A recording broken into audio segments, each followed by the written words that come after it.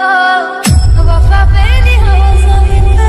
चाहतों की सोबत हो, झील के पानी में इश्क ही बहता हो, इश्क हो दुआ बस, इश्क ही इबादत हो।